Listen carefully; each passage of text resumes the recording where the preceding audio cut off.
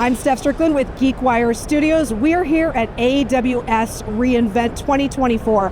Often when we talk about technology, we talk about the ones and the zeros of it, right? But realistically, what matters is the people power behind it. And I think we're going to dive into that today with our guest. Joining us from McKinsey Company, we've got Aamer Baig, the senior partner at McKinsey Company. Thank you so much for coming down to talk to us today. It's a pleasure to be here, Steph. When we talk about the people power and companies trying to figure out how to extract value from AI and generative AI and so many things that are at the forefront, the tip of our tongue here, it is about training management and leadership under a new gaze. Tell me a little bit about the work that McKinsey Company does in this space. Well, first of all, we recognize the moment we're in, which is it's a generational moment.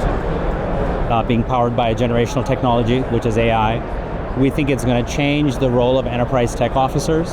So the work McKinsey is doing is helping these organizations and these leaders be successful in navigating this momentous journey that's ahead of them. When you speak about that specifically, how do you train a mindset that's maybe different than it was 15, 20 years ago when you were just managing basic inter-office communications, things like that, to where we are today? It's a great question.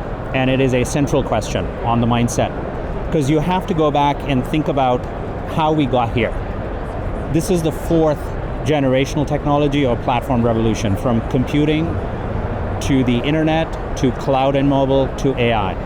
Each one of these has shaped industries, has shaped how organizations work, and changed the role of IT and the role of the CIO. And each one of these technologies has done that.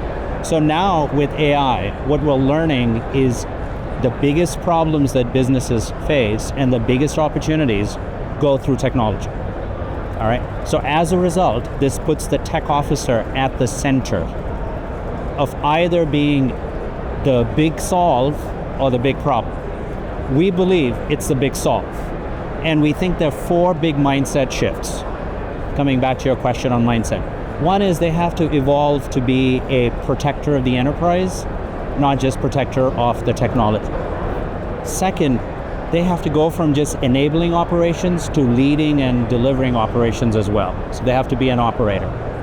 Third, they have to be the orchestrator, which means they are not just delivering tech, but they're orchestrating an outcome or a process or a success for the company. And finally, they have to think of themselves as a builder.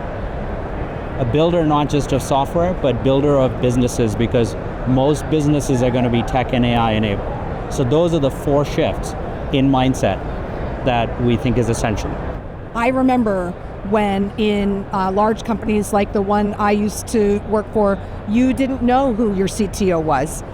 What a dynamic shift we've seen in recent years. When you work with companies, and given the vast clientele that McKinsey Company has, how do you start to shift those roles and to convince a CTO, a CIO, that these are the new tenets of what it is they're going to do? How does this process unfold in this conversation around Gen AI? Not even just Gen AI, AI in general, data consumption, insights, all of that. It's a great question.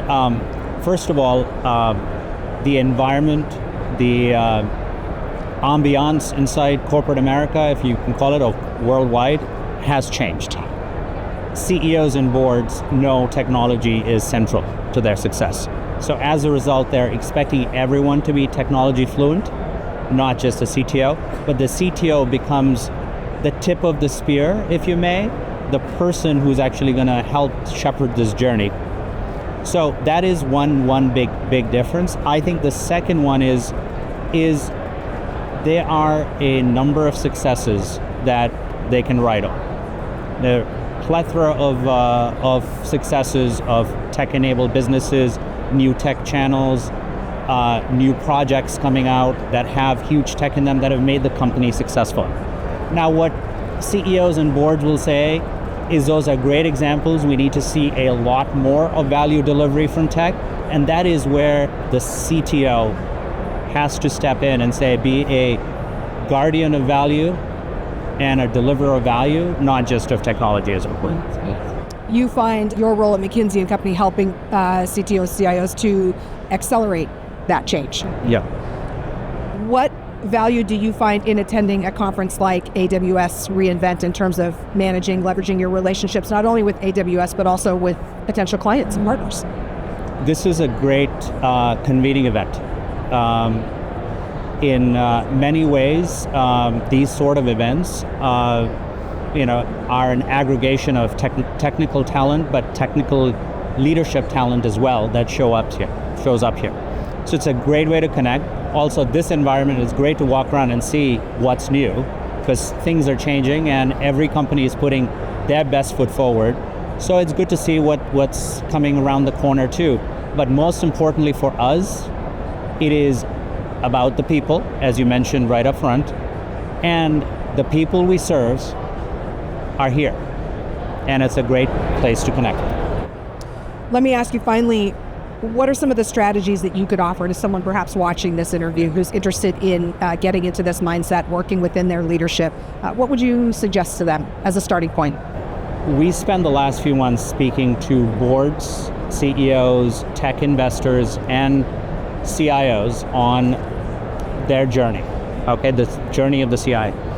And first I'd say is there are a number of CTOs, CIOs who believe their plate is full, and they believe their opportunities for taking on more is physically impossible.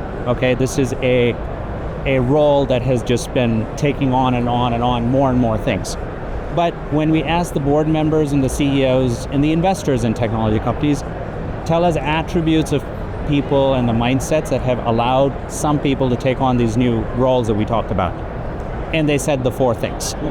One, they said, first of all, they have to expand their mindset to not being a technology leader alone, but a business leader as well that has a real seat at the table. That's one. Second, they said you have to set an aspiration. Which of these four roles we talked about, the protector, operator, orchestrator, builder, is relevant for your organization? And say, I can actually embrace that. Third, align with your leader, the CEO or the board, and your peers. A lot of emphasis is given to aligning with your CEOs and perhaps not as much with your peer group.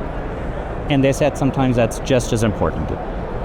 And then the fourth thing they said, it's very important, they said is you have to deliver on your day job, which is to run technology. If you don't do that, you don't win the right to play in the next league. No easy task, but obviously there's a lot of support out there with companies like yours to help CTOs and CIOs really grow into that space to maximize their own value, which in turn makes everything run smoother. Aamer, I cannot thank you enough for the time. Thanks for coming down and speaking to me. It's been a pleasure, Steph. It's great chatting with you. I'm Steph Stricklen. You're watching GeekWire Studios.